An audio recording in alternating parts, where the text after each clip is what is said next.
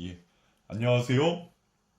오늘은 산업기계설비기술사 제111회 제2교시 3번 문제를 풀어보도록 하겠습니다. 먼저 문제를 읽어보면 축출력 평형장치에 대하여 설명하시오 이렇게 되어 있습니다. 문제를 적어보면서 한번 시작해보도록 하겠습니다. 그러면 산업 기계 설비 기술사 제111회 제2교시 03번 문제입니다. 먼저 이 축출력은 이제 원심 펌프에 대해서 이제 얘기를 하는 거거든요. 그래서 키워드에 원심 펌프를 먼저 적어둘게요. 원심 펌프. 그리고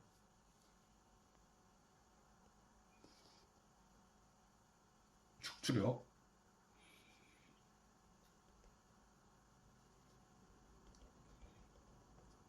그리고 평형 장치 되겠습니다.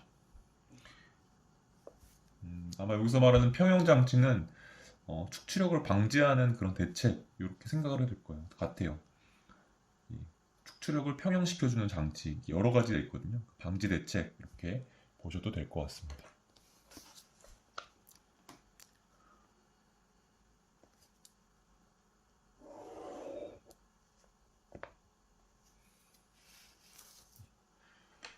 오늘 문제를 풀어볼 순서는 먼저 바로 1번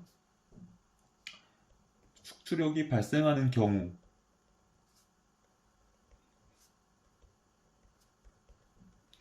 간단히 짚어볼 거고요. 그리고 2번 축출력 발생 원인 알아볼 거고요. 3번 축출력 문제점 알아볼 거고 4번 축출력 방지 대책 이렇게 살펴볼 예정입니다.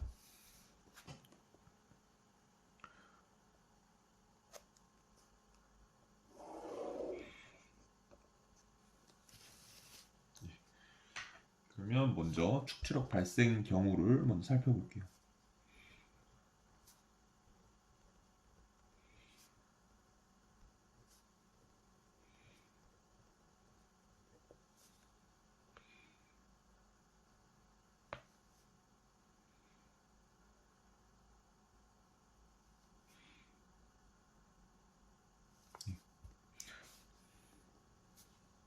조금 화이트를 지웠다가 다시 쓸게요.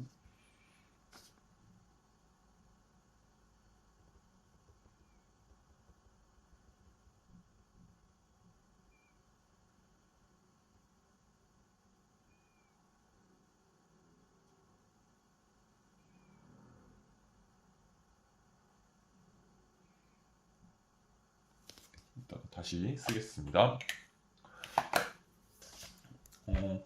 사실 요거를 좀 잘 알려면 이 축출력 발생 원인을 살펴봐야 하는데 축출력 발생 경우는 지금 제가 간단하게만 쓰고 이제 나중에 2번을 이제 얘기를 할 때 이 간단히 쓴 것도 그냥 부족했던 부분들이 다 이제 이해가 될 수 있으니까 여기는 간단히 쓰고 이제 축출력 발생 원인을 이제 본격적으로 할 때 간단히 쓴 부분들이 자동적으로 이해가 될 것입니다.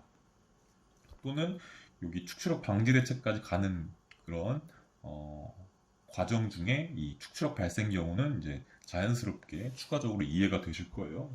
지금은 일단 간단하게 쓰겠습니다. 어떤 경우에 발생을 하냐면 이제 원심 펌프인 경우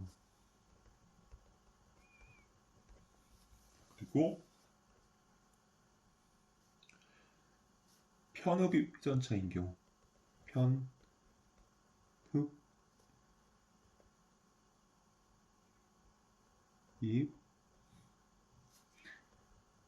회전차인 경우에 발생합니다.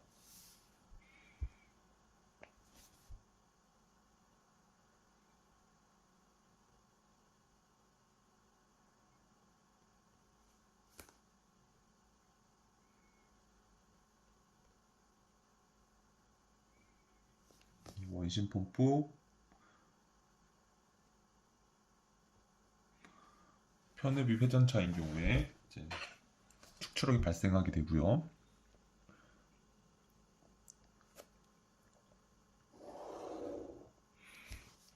다음은 2번 축출력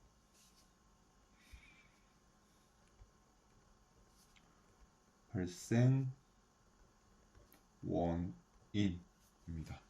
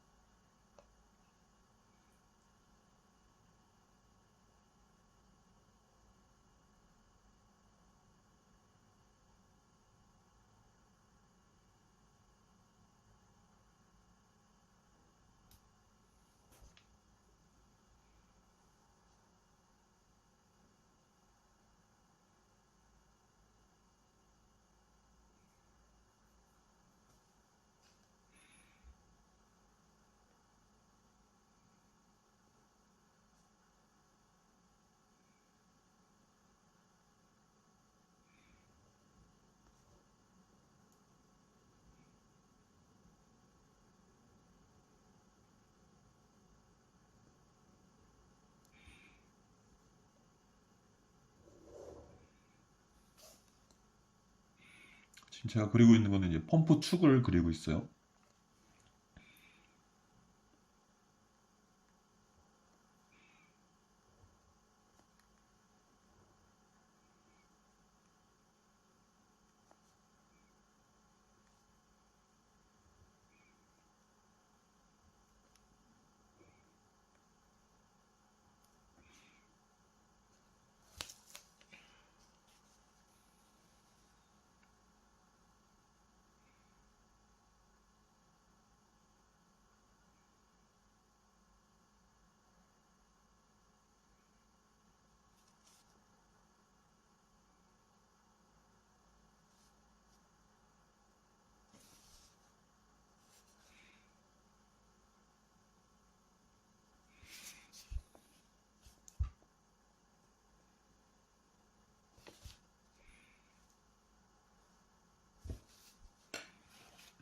지금 이제 임펠러를 그리고 있습니다.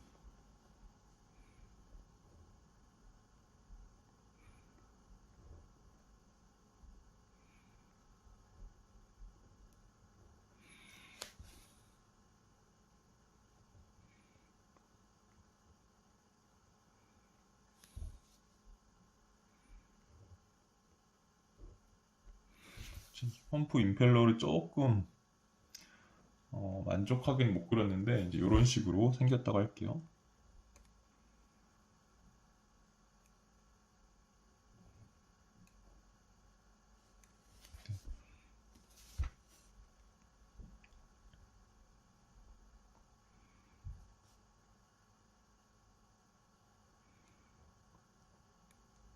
이런 식으로 생겼다고 할게요. 그리고 이제 여기에 웨어링 링이라고 이제 좀 케이싱과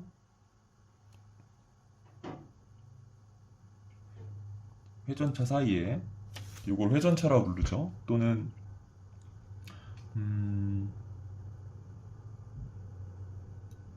임펠러라고도 부르고요. 이게 이제 웨어링 링이라고 가정할게요. 그리고 케이싱이 이제 뭐 이런 식으로 있다고 할게요.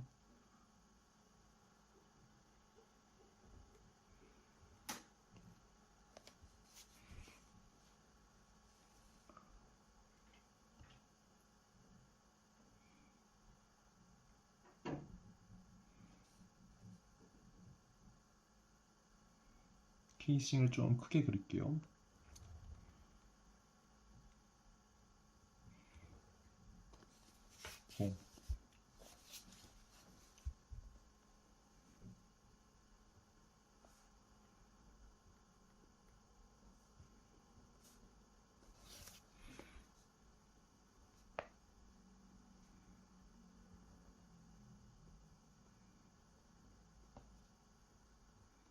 이런 식으로 케이싱이 있다고 할게요.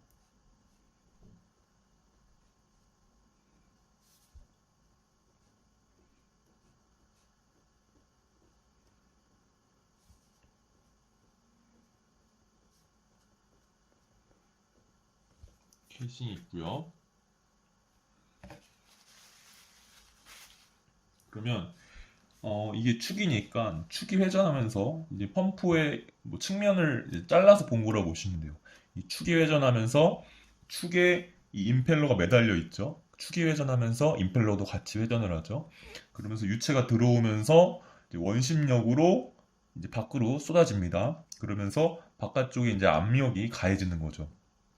왜냐면 계속 원심력에 의해서 힘을 받고 있으니까 유체가 이쪽으로 몰리면서 이제 펌프가 원심력에 의해서 양정, 압력을 가지게 됩니다. 쭉 회전을 하죠. 그러니까 유체는 이제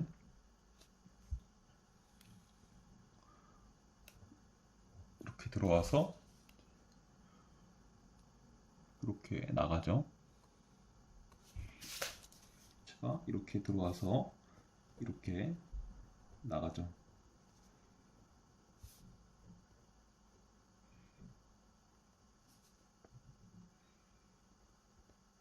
이렇게 들어와서 이렇게 나갑니다.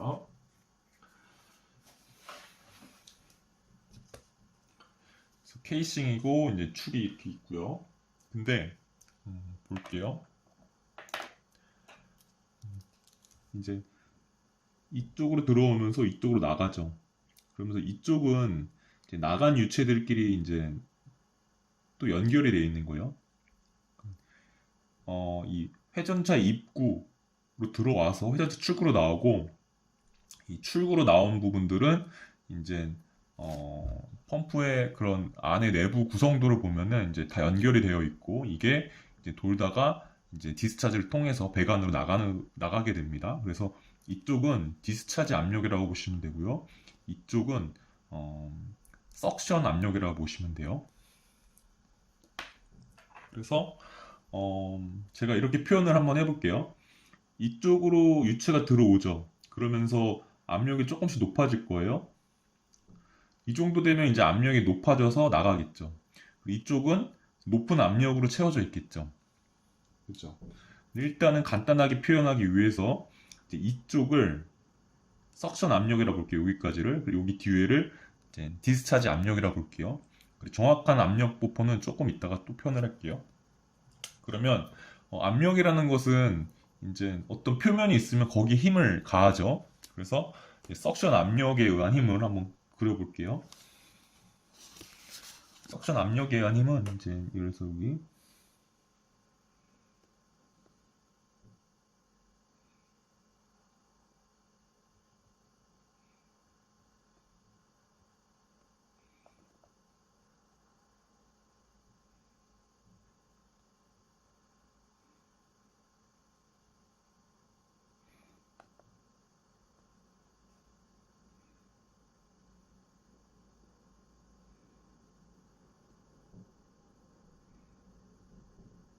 이렇게 또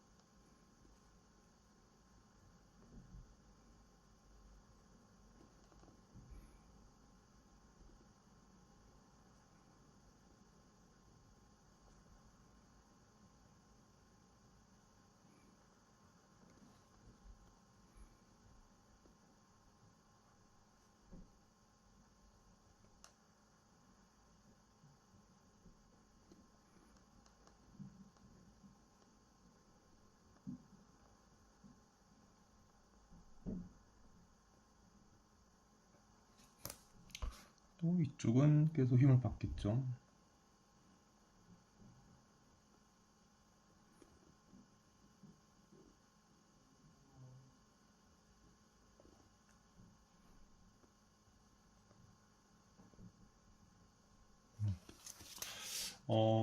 이쪽을 석션 압력으로 했는데 이제 막혀 있는 부분을 따지면 이제 이런 데가 막혀 있죠. 여기도 막혀 있고 여기는 뚫려 있으니까 힘 안 받죠. 그러면은 힘을 받는 부분들을 이렇게 놓을게요. 이쪽 방향으로 힘을 받겠죠.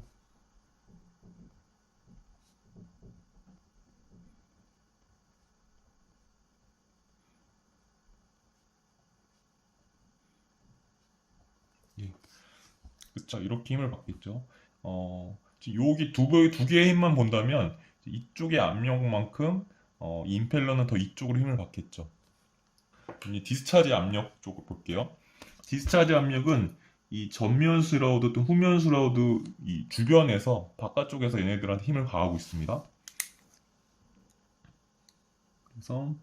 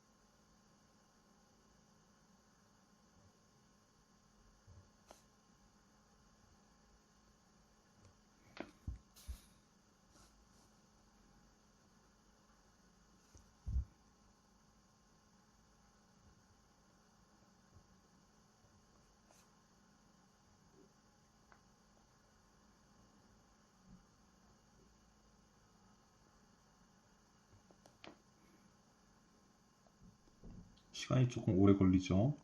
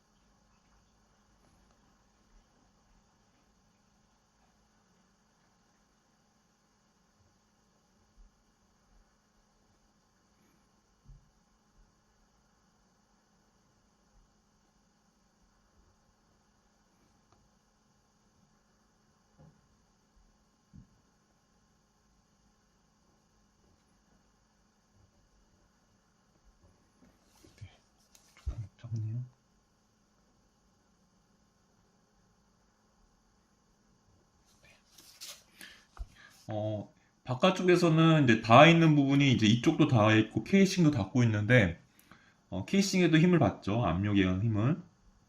근데 지금은 임펠러만 보는 거니까 임펠러에 가해지는 힘은 이제 임펠러 표면이 있으면 그 표면에 압력이 작용하죠. 그래서 힘이 발생합니다. 이렇게.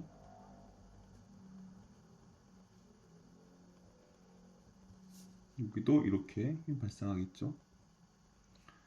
압력이라는 것은 이제 전 방향, 모든 방향으로 이제 압력을 가합니다. 근데 그 압력은 외력으로 작용할 때는 그 압력이 어떤 표면에 닿아 있는 곳에 이제 힘을 발휘하게 됩니다. 우리가 그런 뭐 압력 용기도 그런 그 압력이 이제 그 탱크 표면에 가해질 때 그 탱크 표면에 이제 힘을 발휘하면서 뭐 후프 스트레스라든가 아니면 롱지투디널 스트레스 또는 레디얼 방향의 스트레스 등을 이제 발휘를 하죠.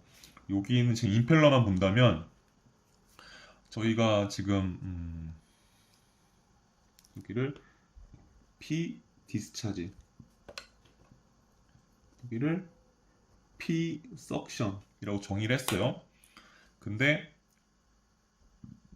석션에 의한 힘을 받는 표면들은 이제 여기이기 때문에 거기에 이렇게 빨간색처럼 힘이 발휘하고요. 그리고 이제 디스차지 부분에서 이제 발휘하는 그런 압력은 이쪽 부분에 해당이 되기 때문에 거기에 발생하는 힘은 압력에 발생하는 힘은 이제 이렇게 파란색으로 이제, 그려보았습니다. 이렇게 힘이 발생하고 있어요.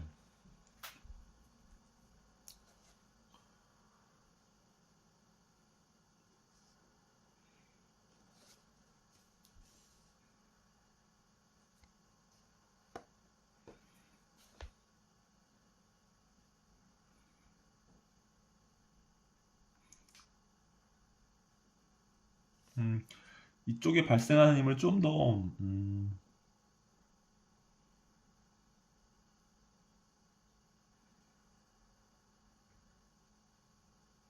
표현을 해본다면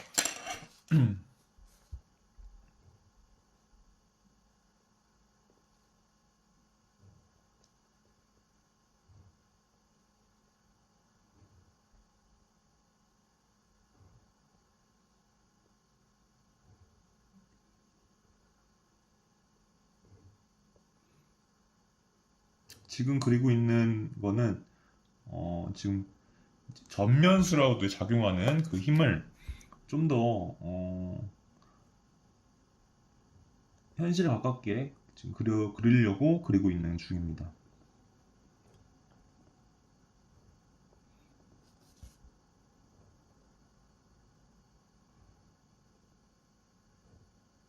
이렇게 있으면 이 파란 부분의 힘은 조금 더 이쪽이 가까울수록 압력이 더 클 거예요.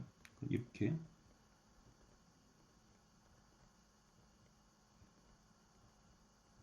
압력 분포가 좀 더 이게 현실적이라고 생각하시면 되고요.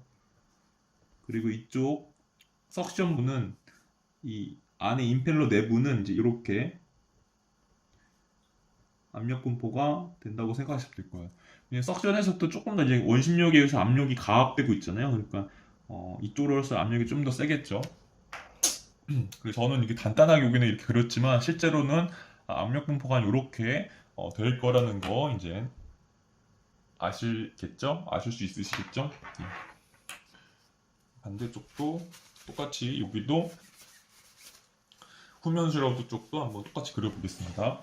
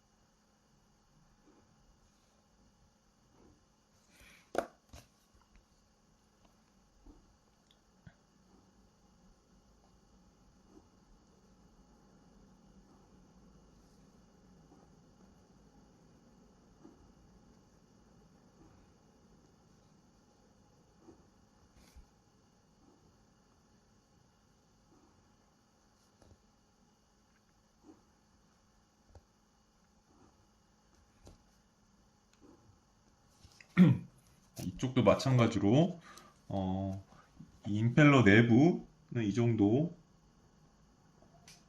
그래서 후면 슈러드는 이 정도의 힘이 또는 압력이 발생하겠죠. 그리고 디스차지한 압력은 이제 이렇게 힘이 발생하겠죠.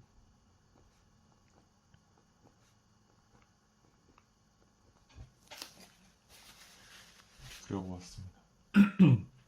저는 지금 여기 임펠러 내부, 임펠러 외부, 임펠러 내부는 실제로는 이제 이렇게 빨간색과 같이 조금 더 디스차지에 가까울수록 압력이 커질 거예요. 그리고 임펠러 외부도 조금 더 이쪽에 갈수록 조금 더 압력이 더 커질 거예요.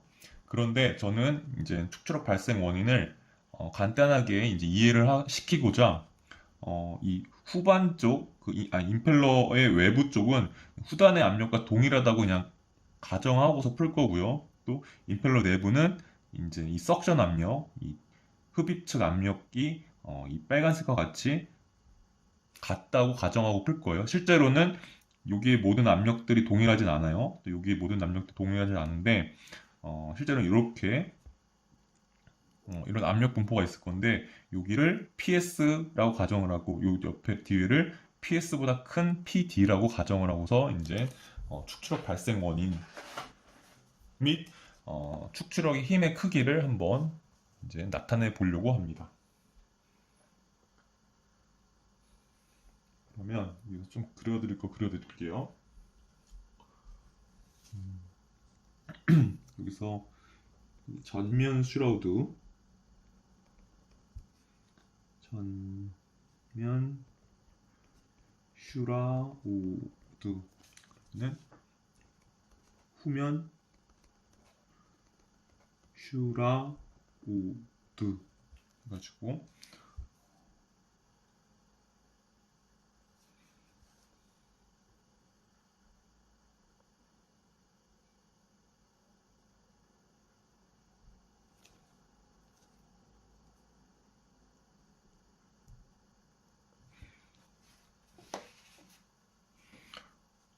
전면 슈라우드는 이게 전면 슈라우드고요. 후면 슈라우드는 이게 후면 슈라우드입니다. 그리고 여기 웨어링 링이라고, 웨어링은 이제 마찰, 마모 이런 거죠. 요거를 웨어링 링이라고 합니다. 케이싱과 임펠러 사이에 이제 껴 있으면서 그런 어떤 마찰 또는 마손을 담당하기도 하고 또 여기서의 누설을 또 담당하기도 하고요. 이 웨어링 링이라고 할 거고요. 그리고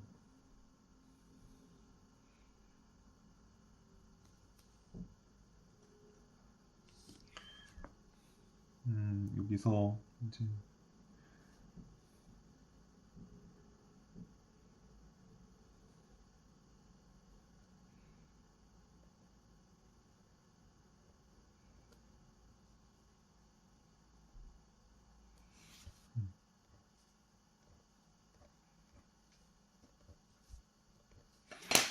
이거를 웨어링 링의 다이아미터 DW 웨어링, 요거를 축의 직경 D 샤프트 이렇게 표현을 해볼게요. 네.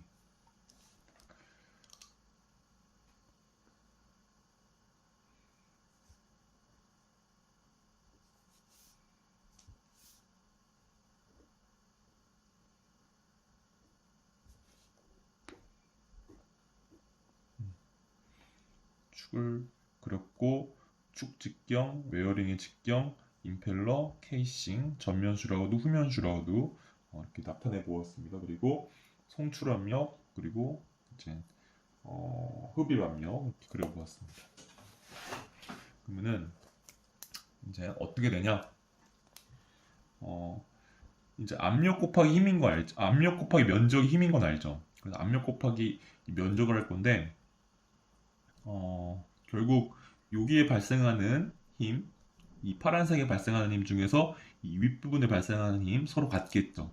면적이 같으니까 없어지고요. 또 압력은 같다라고 지금 제가 문제를 풀 거라고 얘기했었죠. 실제로는 압력 분포가 이렇게 다르긴 하지만 그냥 디스차지 압력 하나, 석션 압력 하나로 이제 문제를 풀기로 했습니다. 그래서 요만큼의 디스차지 압력에 의해 발생하는 힘, 그리고 요만큼의 디스차지 압력에 의해서 발생하는 힘은 서로 같기 때문에 상쇄가 되고요. 또 이쪽 석션 쪽 압력도 이만큼의 면적이 발생하는 힘, 또 이만큼의 면적이 발생하는 힘 같습니다. 결국에 남는 거는 요만큼에 발생하는 석션 방향의 힘, 또 이만큼에 발생하는 석션 방향의, 아니, 디스차지 방향의 힘이 다르겠죠. 그쵸. 압력이 여기보다 여기가 더 크기 때문에, 그러니까 이 면적 곱하기,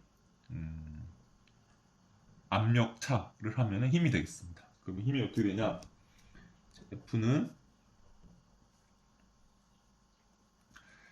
면적이, 여기의 면적은, 어, 대충 이 웨어링 링의 직경까지 지금 사실은 웨어링 직경이 여기보다 조금 여기 높이 나타나 있어가지고 정확하게는 여기 이쪽 면적을 나타낼 수 있다고 할 수는 없지만 그냥 웨어링 링의 직경이랑 어, 여기서 면적이 이제 발생하지 않기 시작하는 부분에 그런 면적 또는 직경과 대충 같다고 놓고 생각을 한다면 4분의 파이 그리고 dw 제곱 마이너스 ds 제곱을 먼저 해볼게요. 그러면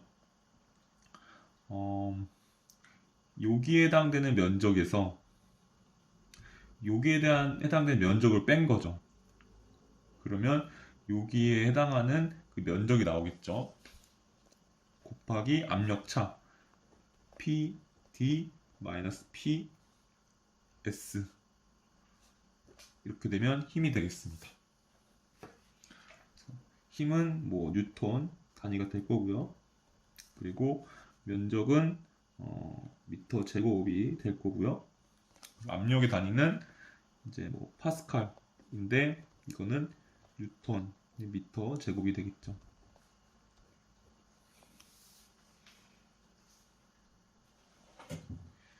이렇게 될 겁니다. 그리고 그러면 면적 그 원의 면적이죠. 4분의 파이 d 제곱. 근데 원이 이 축 부분은 압력을 받지 않고 있기 때문에 축 부분의 면적을 뺀 나머지 면적, 요 면적 그리고 여기 반대쪽에도 면적이 있겠죠. 그에 대한 면적을 여기 나타내 줬고요. 거기다가 이제 압력 차를 곱하면은 이제 힘이 발생하겠죠. 그 힘은 어느 정도 되냐? 한 이 정도 될 거예요. 결국에는 서로 상쇄되는 부분 빼고 힘은 한 이 정도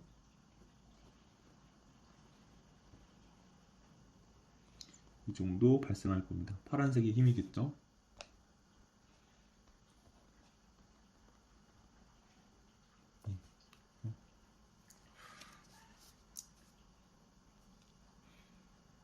그리고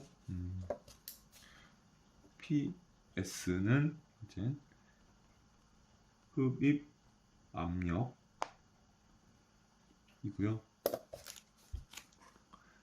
PD는 송출 압력이 되겠습니다.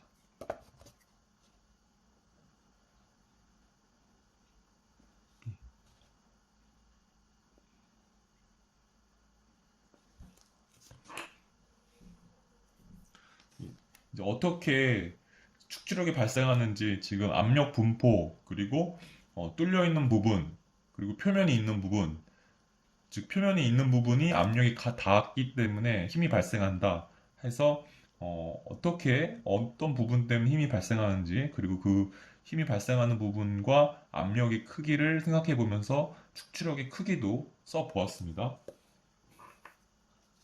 발생 원인을 좀 더 글로 풀어 드릴게요. 이런 거예요.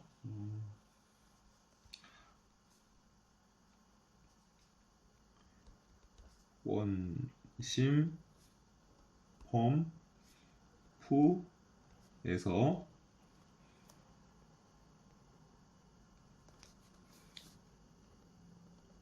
편흡입 회전차인 경우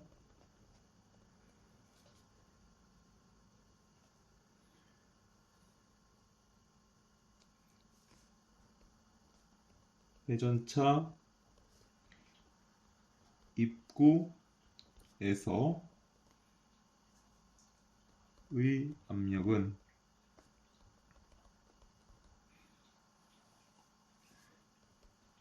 회전차 출구에서의 압력보다, 그러니까 회전차 입구에서의 압력, 회전차 출구에서 압력, 회전차 입구에서 압력은 석션 프레셔 또는 흡입 압력, 회전차 출구에서의 압력은 송출 압력 또는 디스차지 프레셔가 되겠죠. 당연히 회전차 출구에서의 압력이 더 크겠죠. 그래서 회전차 입구에서의 압력은 회전차 출구에서의 압력보다 상대적으로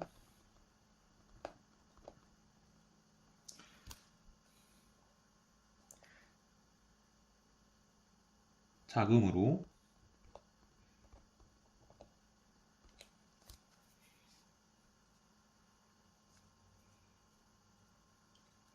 전면 슈라우드에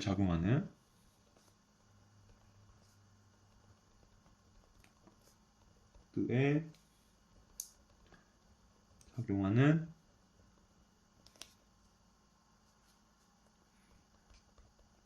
전압력은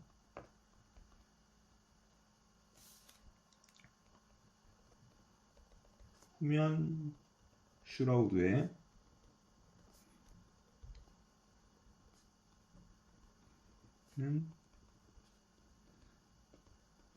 전압력보다 상대적으로 작다.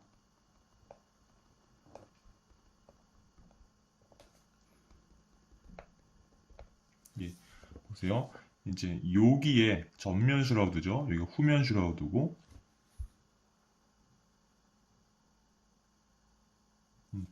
전면 슈라우드에 작용하는 힘은 후면 슈라우드에 작용하는 힘보다 면적이 작기 때문에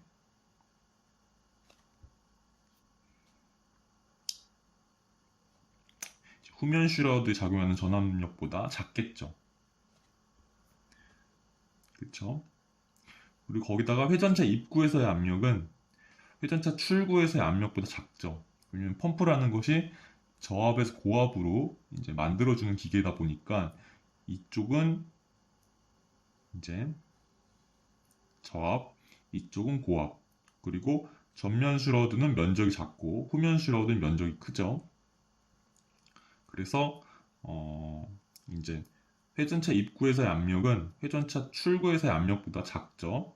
그리고 전면 슈라우드에 작용하는 이제 면적이 후면 슈라우드에 작용하는 면적보다 작기 때문에 결과적으로는 이 전면 슈라우드보다 후면 슈라우드에 작용한 힘이 더 크죠.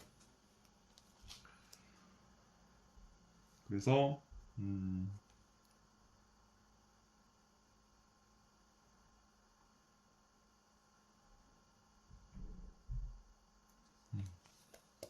여기를 자금으로 그리고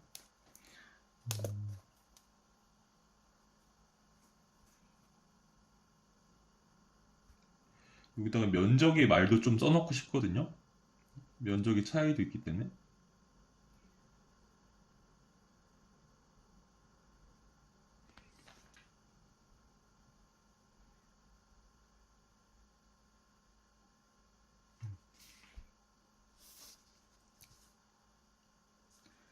전면 슈라우드 작용 면적은 후면 슈라우드 작용 면적 보다 상대적으로 작다. 이것도 이제 고려를 해서 이제 생각하시면 됩니다.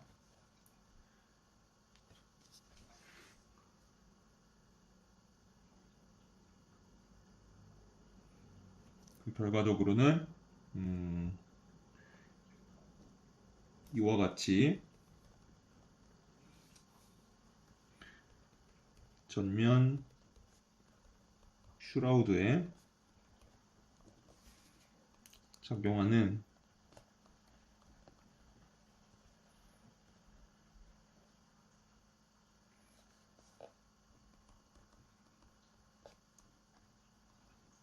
과 후면 슈라우드에 작용하는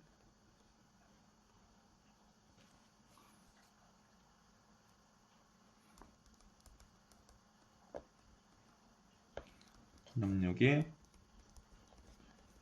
차이로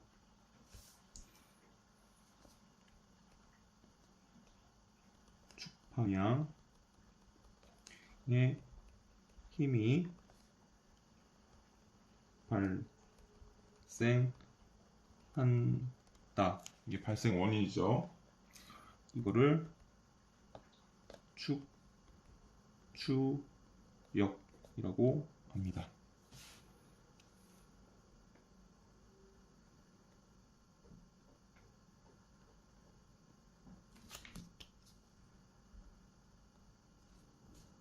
네.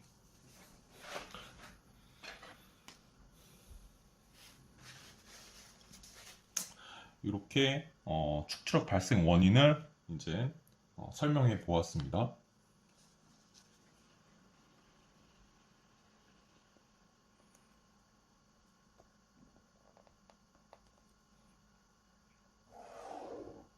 다시 읽어보면은 원심 펌프에서 편흡입 회전차인 경우 회전차 입구에서의 압력은 회전차 출구에서의 압력보다 상대적으로 작으므로, 그리고 전면 슈라우드의 작용 면적은 후면 슈라우드의 작용 면적보다 상대적으로 작다. 그래서 전면 슈라우드에 작용하는 전압력은 후면 슈라우드에 작용하는 전압력보다 상대적으로 작다. 그래서 이와 같이 전면 슈라우드에 작용하는 전압력과 후면 슈라우드에 작용하는 전압력의 차이로 후면 슈라우드에 작용하는 전압력이 더 크기 때문에 이렇게 힘이 발생합니다. 이와 같이 축축 이렇게 힘이 발생합니다. 그럼 이게 이쪽으로 밀리겠죠. 예.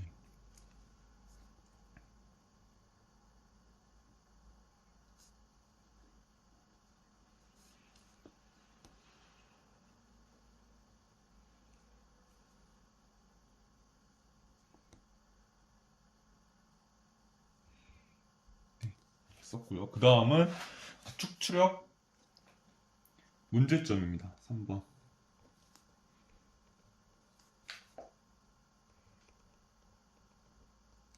문제점. 어떻게 되냐면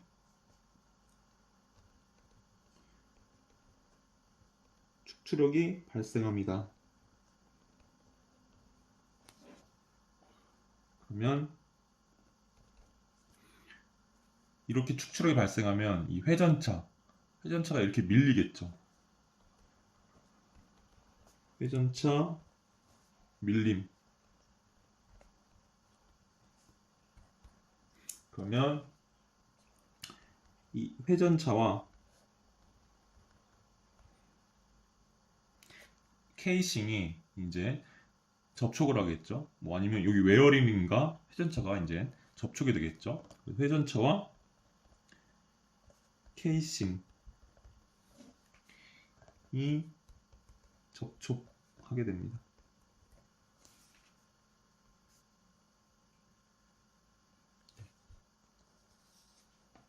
그러면 이제 마찰이 발생하겠죠.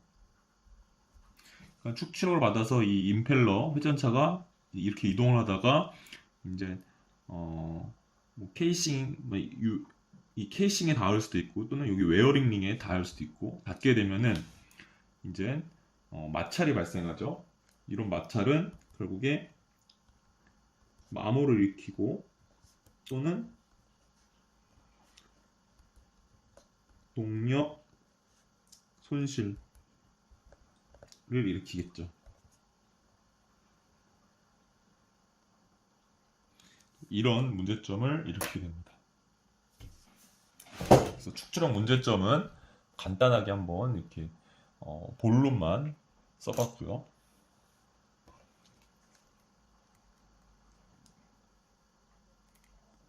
다음은 축출력 방지 대책입니다.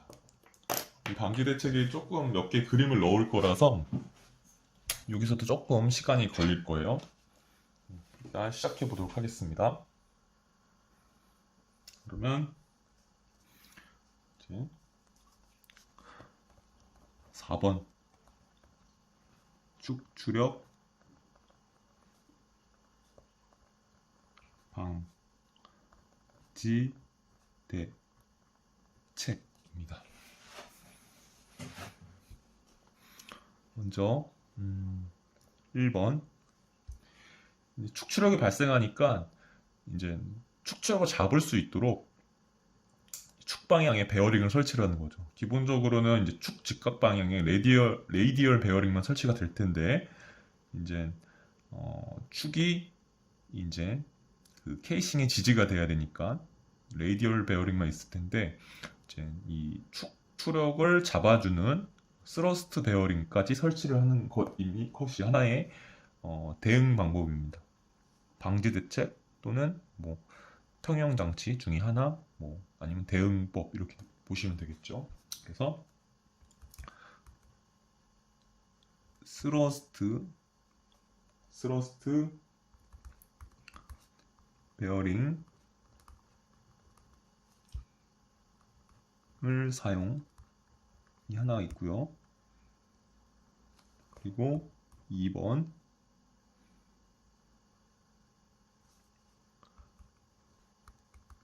회전차의 출구부를 경사지게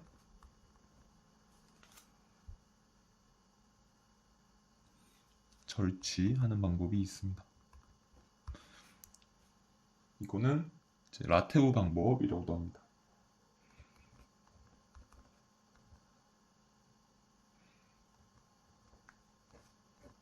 방법이라고 하고요.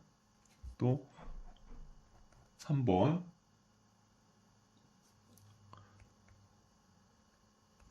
후면 슈라우드에 이면깃을 설치하는 것이 있습니다. 4번 후면 슈라우드에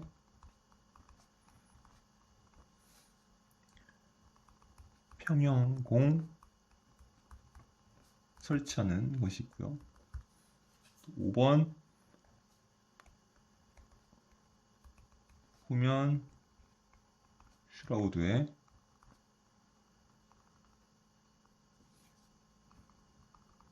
평형관을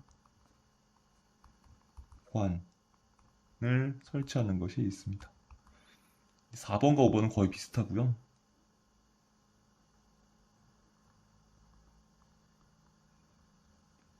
그리고 6번 다단 펌프의 경우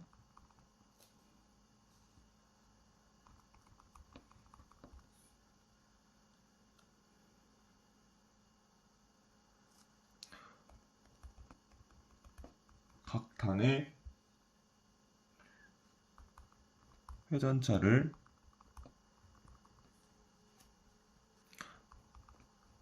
거꾸로 번갈아 설치하는 방법이 있고요. 7번 또 다단 펌프의 경우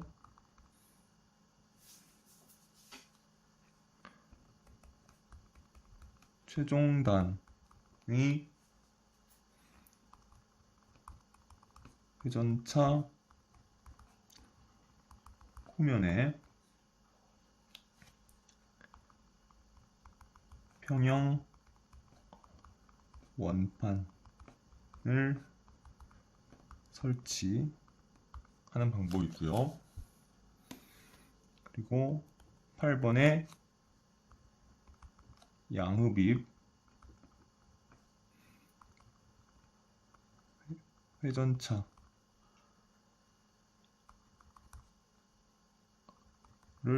사용하는 방법이 있습니다. 그림을 그리면서 조금 설명을 드릴게요.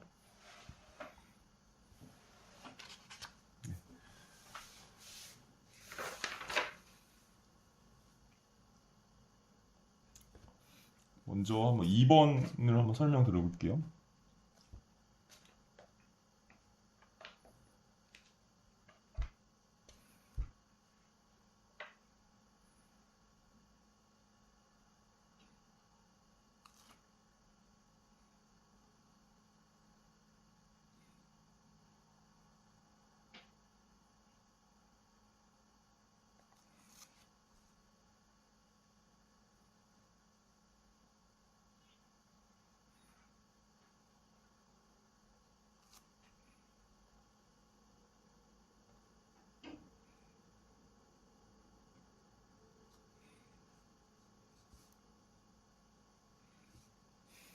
네, 해볼게요.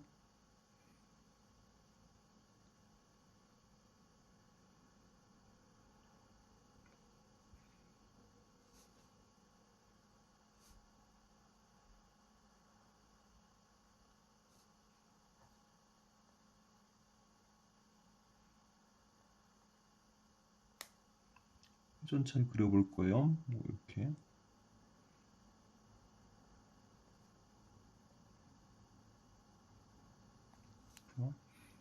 이쪽은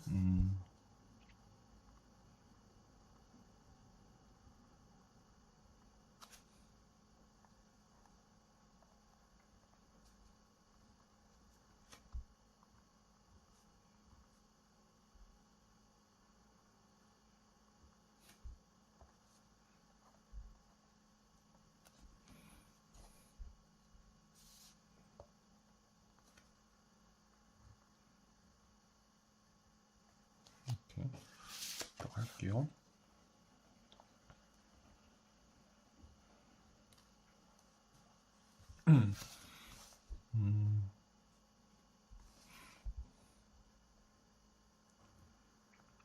이런 회전차인데 이제 여기 약간 절치를 하는 거죠.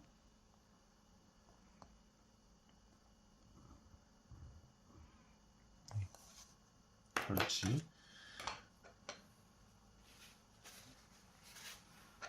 이렇게 절치를 하면은 이제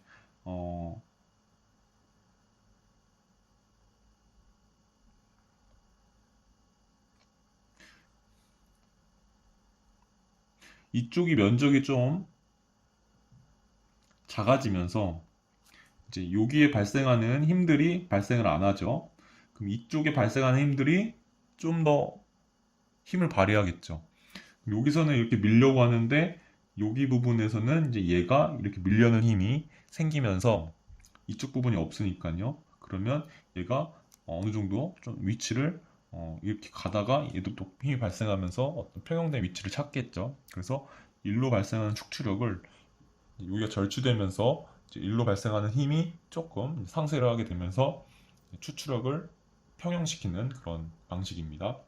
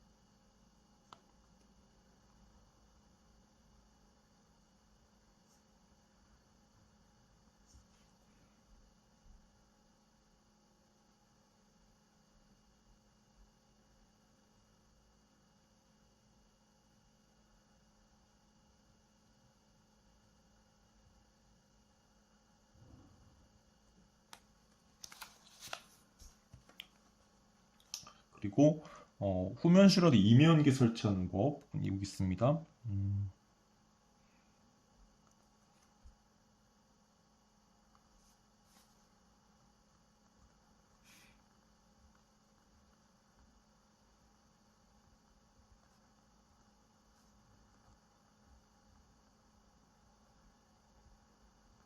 이렇게 있고요. 그리고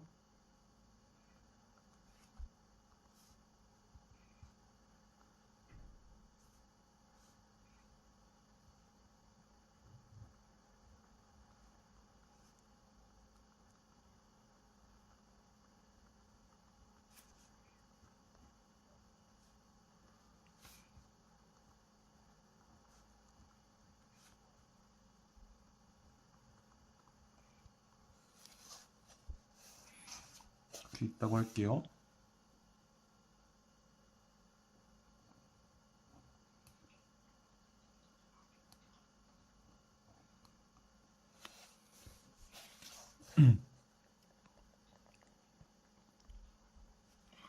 이 회전차가 이 회전축에 매달려 있습니다.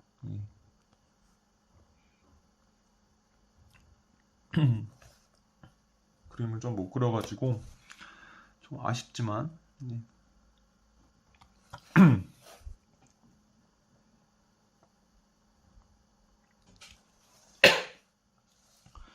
이면기시라는 것은 이제 뭐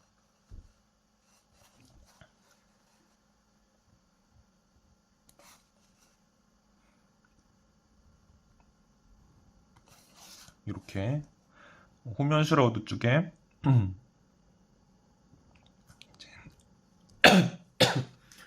이렇게 어느 정도 이렇게 뭐를 이제 날개를 붙여놓는 방식입니다. 그러면 이쪽의 압력 분포가 조금 작아져요. 여기서 이제 여기 공간이 넓을수록 이 디스차지 압력이 충분히 이제 들어와 있으면서 이제 여기가 압력이 이제 충분히 발휘를 할 수 있겠는데 여기 이제 이면기를 설치하게 되면은 이제 이쪽의 압력 분포가 조금 더 적어지게 됩니다.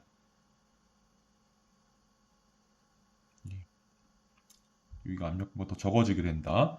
그래서 이면기를 설치해서 이쪽의 압력 분포를 좀 적게 만든다는 것이 이제 이 이면기의 방식이고요. 그리고 평형공 평형관입니다. 이 같은 경우는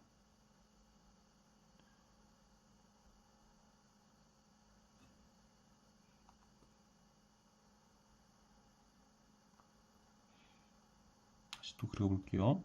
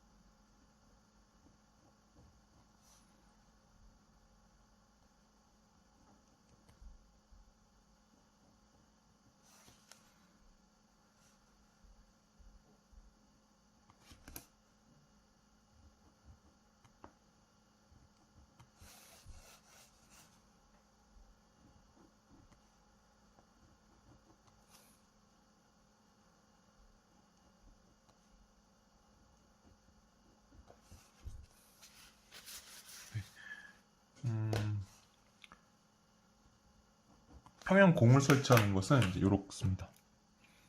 이렇게 얘도 빨간색으로 한번 표현해 줄까요?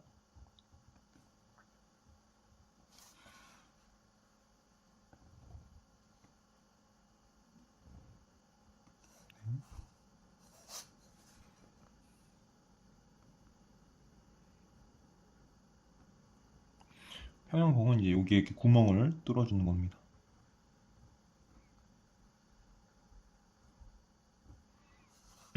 이렇게 구멍을 뚫어주면은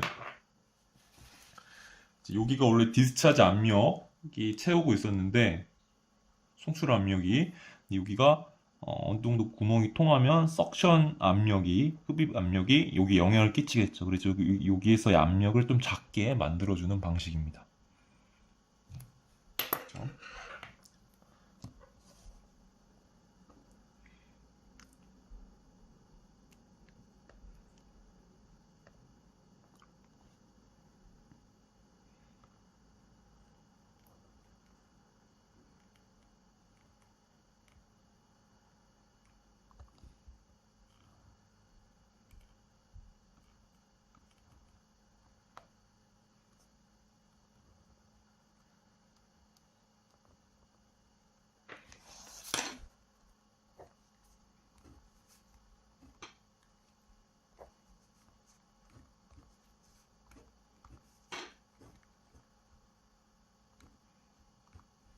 이런 식으로 보시면 되겠습니다.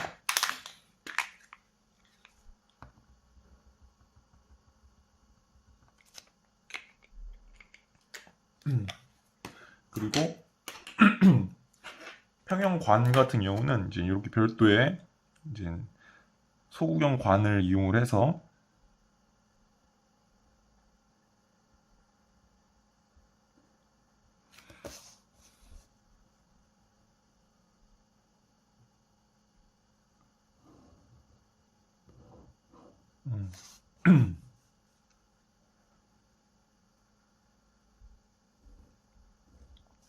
이제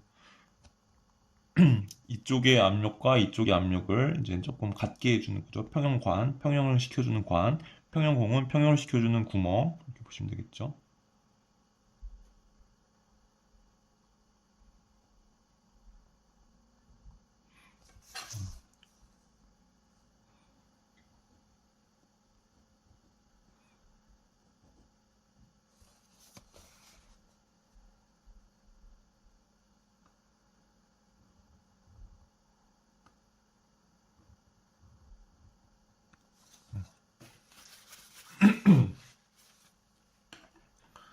지금 이렇게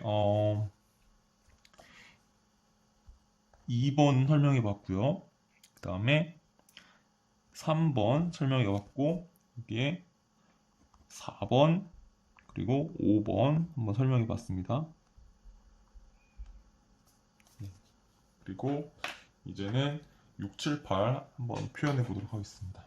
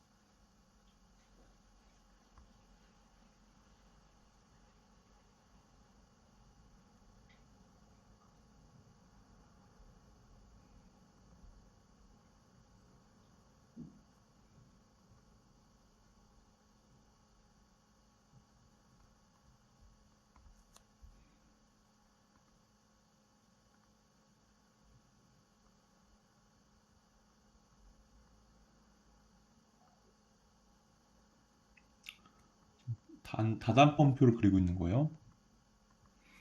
그리고 또 여기서도 이렇게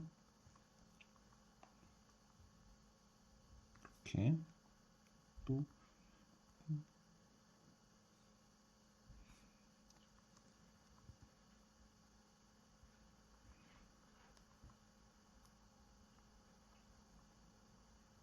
이렇게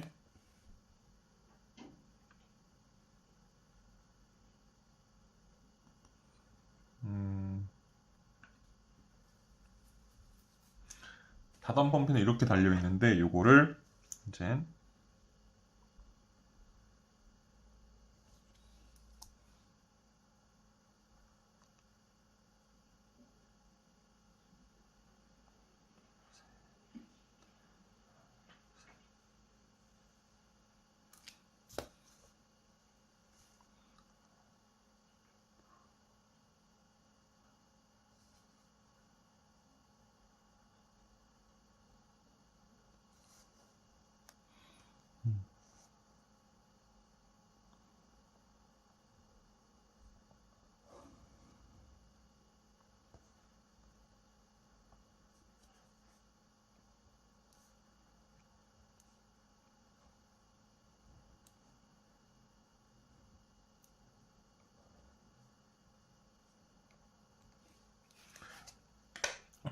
이게 단이 지금 하나, 둘, 셋, 네 개가 있는 거죠. 그냥 이런 경우다 그러면은 이제 이렇게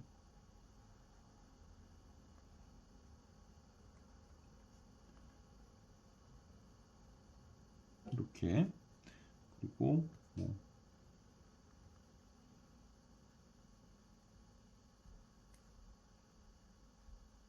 이렇게 하고 그 다음에 이제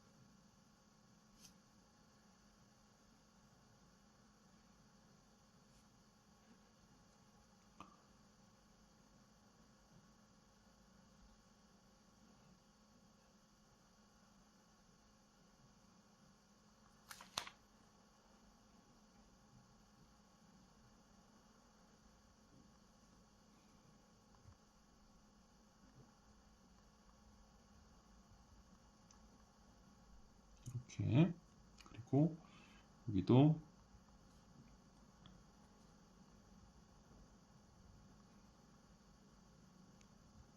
이렇게 서로 반대로 설치를 하는 거죠. 거꾸로 또는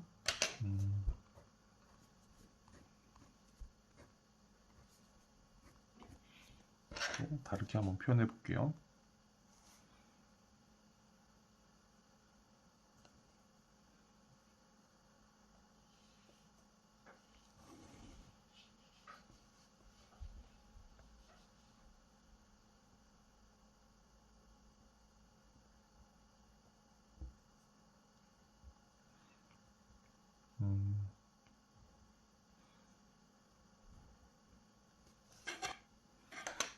있으면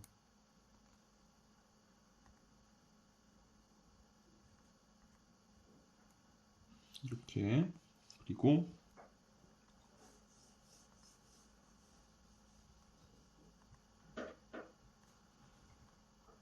이렇게 그리고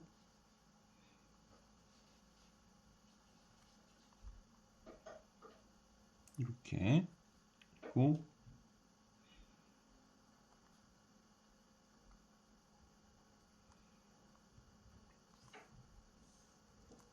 이렇게 단을 거꾸로 설치하는 거죠.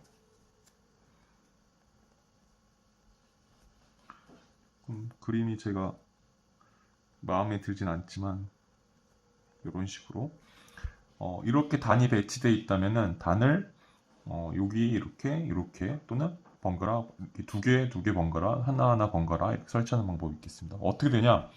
원래 이런 식이었다면은 여기 따라 축출하고 계속 이렇게 받을 거예요, 힘이.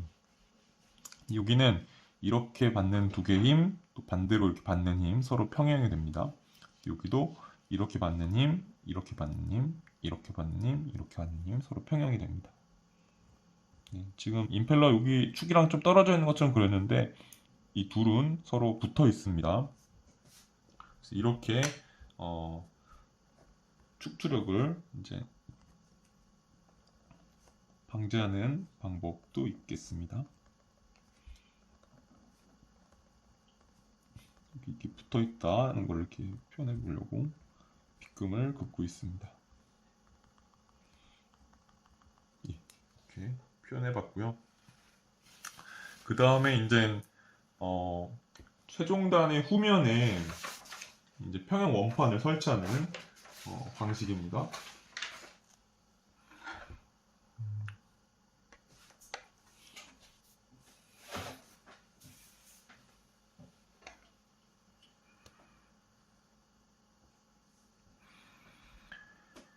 이 같은 경우는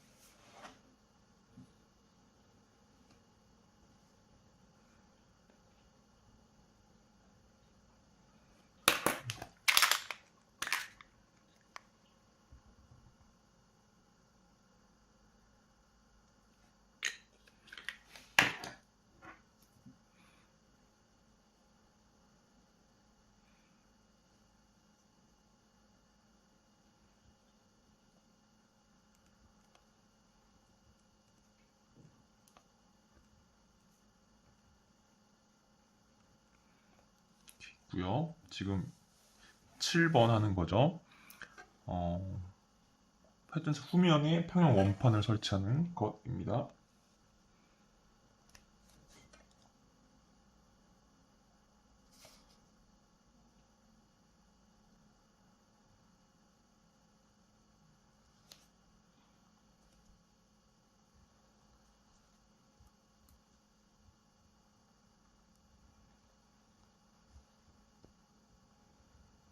이렇게 하나 있고요.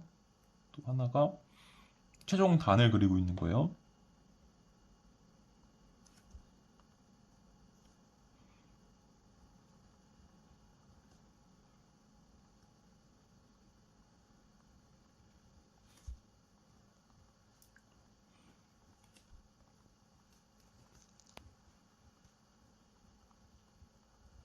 이렇게 있습니다.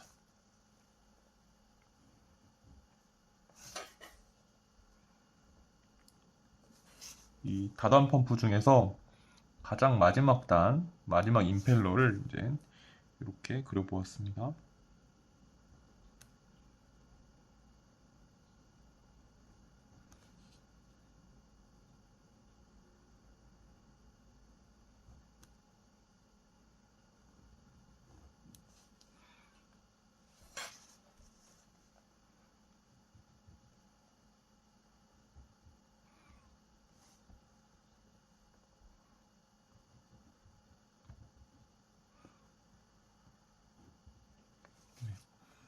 이렇게 그렸고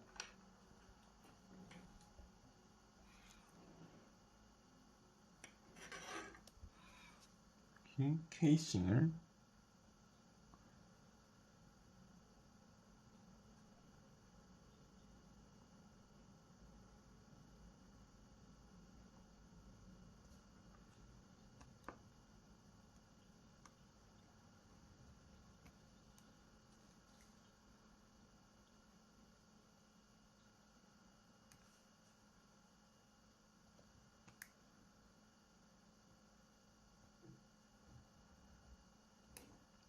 케이싱을 살짝 그려놓고요.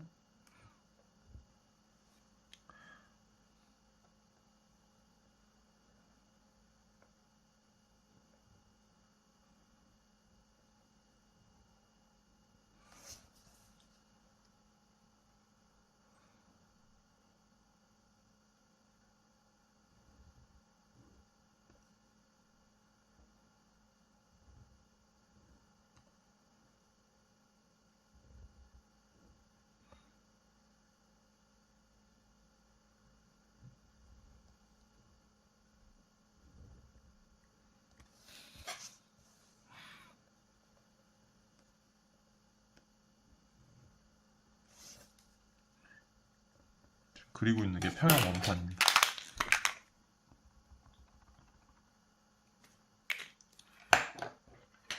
지금 얘들도 다 여기 이제 매달려 있고요. 또 매달려 있고, 또 매달려 있고, 이쪽도 매달려 있죠. 임펠러는 회전차는 회전축 샤프트에 매달려 있습니다. 네, 이렇게. 지금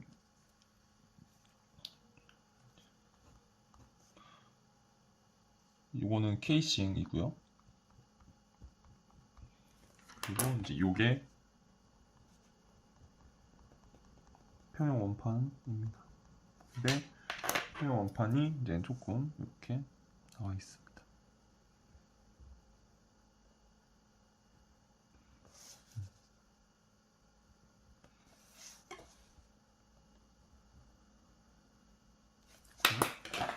이걸 조금 지워줘야겠습니다.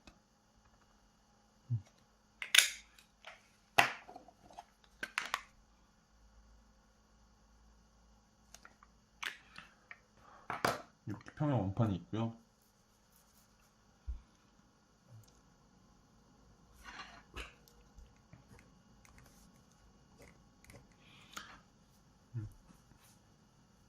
뭐 얘는 어떻게 설명드리냐?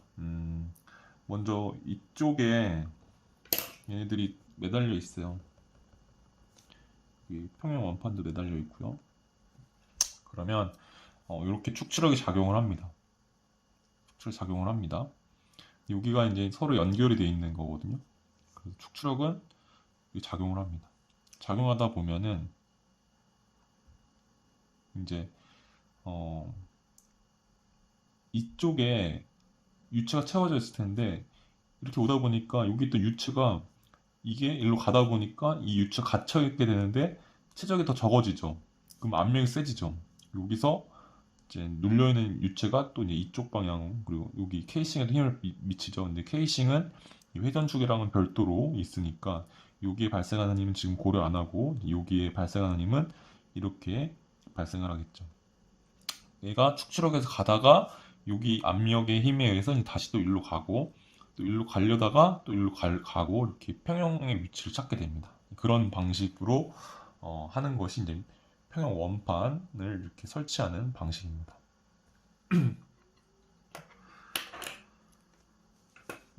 또는 뭐 여기다가 이제 이런 식으로 지금 평형관도 같이 추가적으로 설치해 줄 수가 있습니다.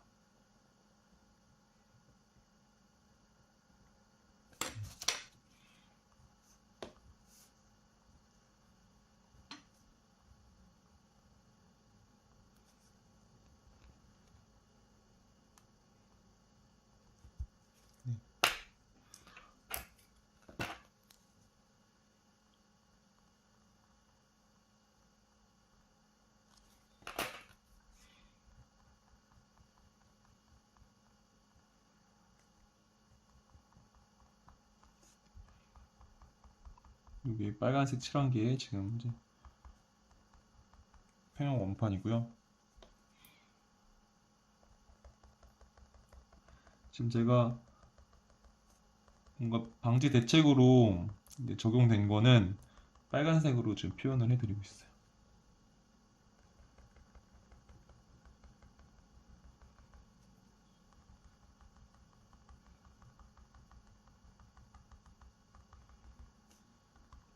보세요. 이제 축추력이 발생하면은 이제 이 임펠러가 축에 매달려 있으니까 그 채로 이제 일로 가려고 합니다. 근데 평형 원판도 축에 매달려 있기 때문에 같이 일로 가려고 합니다. 근데 여기에 있는 유체가 이제 찌부가 되면서 압력이 커지죠. 그럼 다시 이제 이쪽으로 발생하는 힘이 발생하겠죠. 그런 그 축출력과 일로 발생하는 힘이 서로 상쇄가 되는 그런 개념입니다. 이제 마지막으로 양흡입 회전차를 사용하는 방법입니다.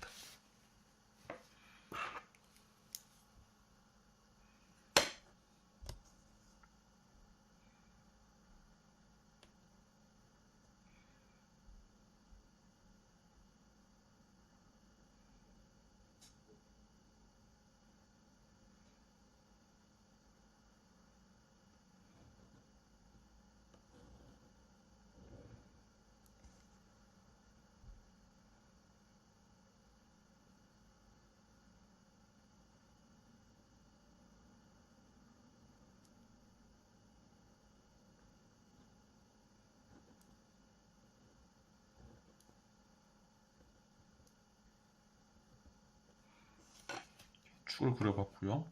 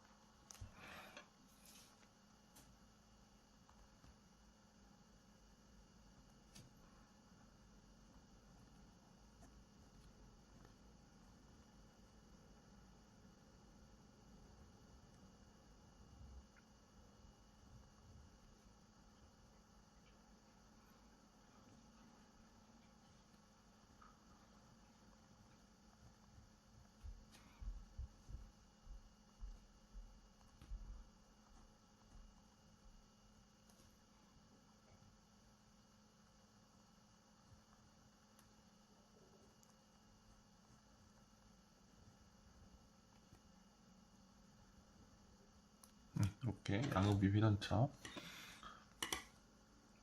그림이 조금 찐빵이 됐죠.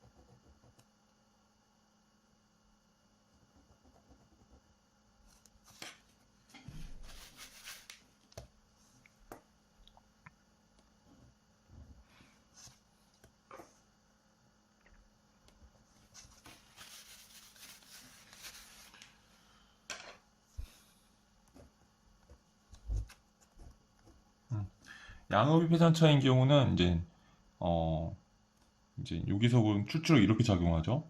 근데 일로 작용하는 힘, 또 일로 작용하는 힘, 대칭이기 때문에 서로 상쇄가 됩니다. 그래서 이것도 하나의 축출력을 방지하는 대책이 되겠죠. 그래서 여기는 5, 6, 7, 8 이렇게 되게 됩니다. 뭔가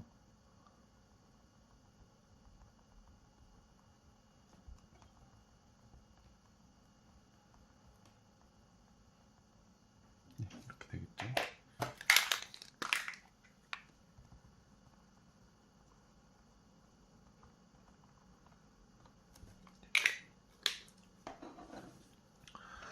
네, 일단은 다 적어봤는데요. 여기 축출력 방지 대책 간단하게만 한번 더 설명드릴게요. 먼저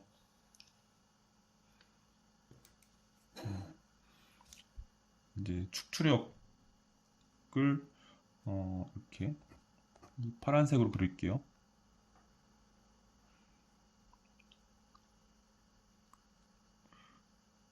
네.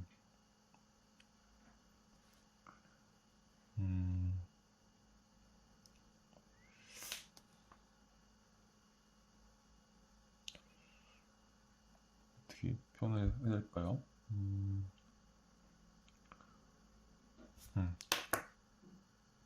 예. 이거 같은 경우는 축출력이 이렇게 발생을 한다면 여기에 힘이 조금 더 발생하게 되는 그런 방식입니다.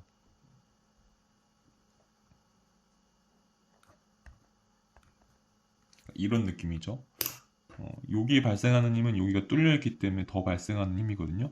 여기를 절취해버리면 이쪽 방으로 발생한 힘이 더 크겠죠. 더 큰 게 아니라 발생을 하겠죠.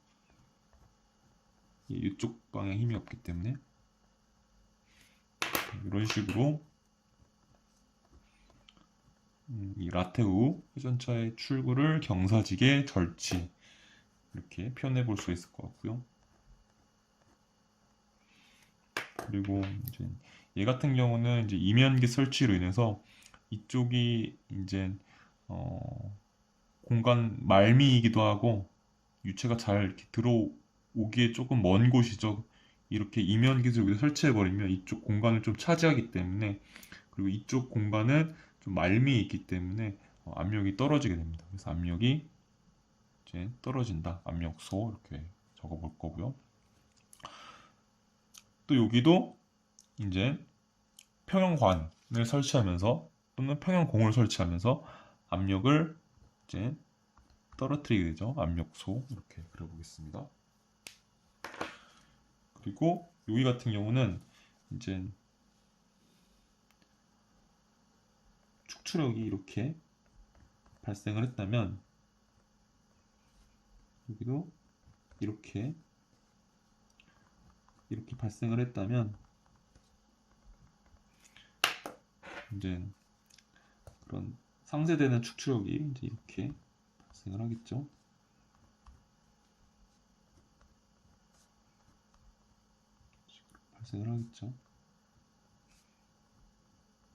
그러니까 이쪽 슈라우드, 이쪽 임펠러에 발생하는 축출력을 이쪽 임펠러에 발생하는 축출력이 상쇄해주는 그런 개념인 거죠, 얘는.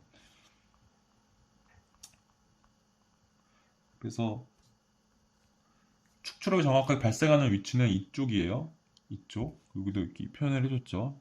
여기는 제가 그거 구분 없이 공간이 없어서 이렇게 표현을 했습니다. 그래서 엄밀히 말하면 이제 이쪽 아래쪽에 힘을 발휘해줘야 되는데 조금 높은 곳에다가 썼습니다. 그거는 감안해서 봐주세요. 이런 식으로 서로 힘을 상쇄시킨다. 그것이 이제 다단 펌프의 경우 각 단의 회전차를 거꾸로 번갈아 설치하는 것입니다. 네. 이거는 기존의 다단 펌프, 이거는 거꾸로인데 앞에 두 개, 뒤에 두 개, 얘는 하나 이렇게 그려보았습니다. 얘 같은 경우는 이제 이런 최종단, 얘도 다단 펌프니까 이렇게 돼 있을 거예요. 최종단의 후면에 이제 평형 원판을 설치를 해서 이제 축출력이 이렇게 발생을 하면 이제 가다가 이 평형 원판에 이제 이렇게 힘이 발생을 하면서 상쇄해준다, 이런 개념이고요. 우리 같은 경우는 원래 축출력이 이제 음,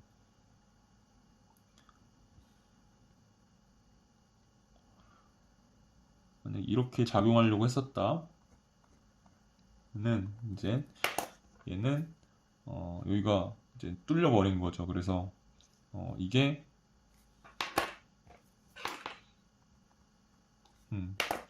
이제 여기도 이게 발생을 하겠죠.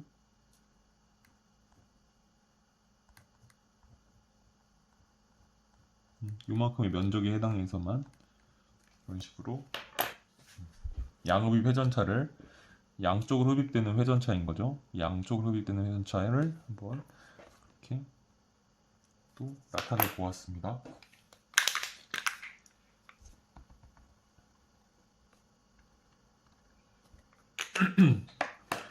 혹시나 3번이나 7번 둘 다 이제 여기 같은 경우는 이제 이쪽의 면적을 키우면서 이쪽 공간의 면적을 공간을 좀 줄여버렸어요. 그리고 이게 말단에 있다 보니까 케이싱과 그런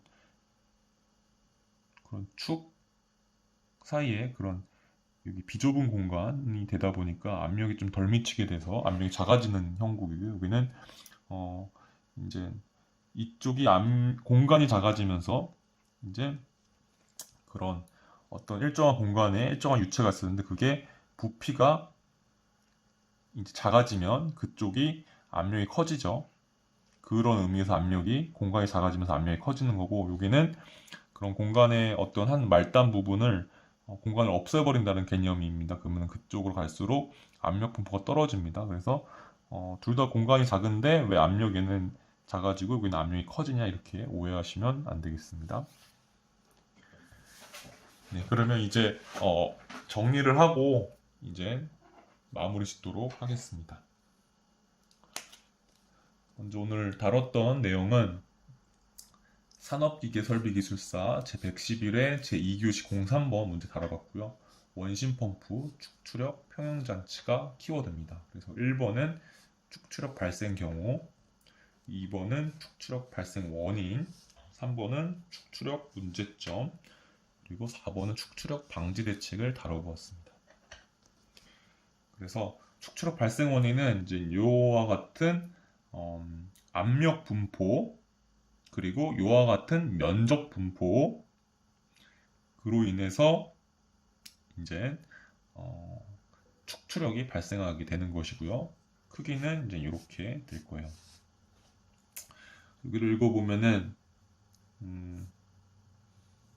입구에서 압력, 출구에서 압력, 그리고 전면 슈라우드, 후면 슈라우드, 그리고 전면 슈라우드, 후면 슈라우드 이렇게 좀 보시면 돼요. 그래서 압력은 압력보다 상대로 작으므로 이 빨간색 압력이 파란색 압력보다 작죠. 그리고 제가 사실은 여기에 이게 들어가면 좋을 것 같아요. 여기 밑에 두 줄이. 그래서 면적, 이게 압력이었죠. 면적보다 작다. 압력 차이 있고 면적도 차이가 있고, 그로 인해서 전면 슈라우드에 작용하는 전압력과 후면 슈라우드에 작용하는 전압력 이 차이가 발생합니다. 그래서 축방향의 힘이 발생합니다. 축출력. 문제점은 결국 이게 발생을 하면 결국 마모, 동력 손실로 이어진다는 거. 그리고 축출력 방지 대책은 스러스트 베어링 사용, 그리고 경사지개 절취, 그리고 이면깃, 평형공, 평형관, 그리고 거꾸로 번갈아, 그리고 평형 원판, 그리고 양흡입 회전차입니다. 이 축적 방지 대책에서 8번을 제외한 1번부터 7번은 편흡입 회전차를 사용하는 경우라고 보시면 되겠죠. 예. 그쵸? 양흡입은 맨 마지막에 하나만 썼습니다. 그러니까 나머지 부분은 다 편흡입이라는 걸 알 수 있겠죠. 그래서 뭐 이렇게 그림 2번, 여기다 2번에 해당되는 그림, 여기 3번, 여기 3번에 해당되는 그림, 4번, 5번, 4번, 5번에 해당되는 그림, 압력소, 압력,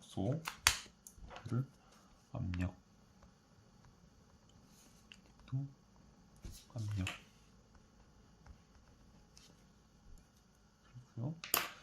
그리고 6번에 해당되는 그림 여기 있고요. 7번에 해당되는 그림 여기 있고요. 8번에 해당되는 그림 여기 있고요. 빨간색 한번 같이 쳐줘야지.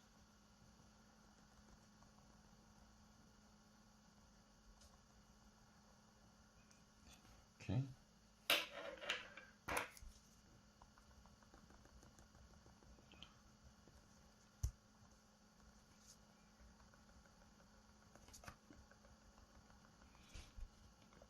지금 정리를 해 보았습니다. 여기를 조금 더 주고 싶어서 고정이 되어 있다는 거예요. 지금 여기 긋는 거는 회전차가 회전축에 그게 축의 목적이겠죠. 모터의 동력을 받아서 이제 축을 회전시키면서 이제 임펠러를 회전시키면서 회전차를 회전시키면서 원심력을 얻게 해서 유체가 이제 원심력을 받아서 압력을 높이도록 하는 방식이겠죠.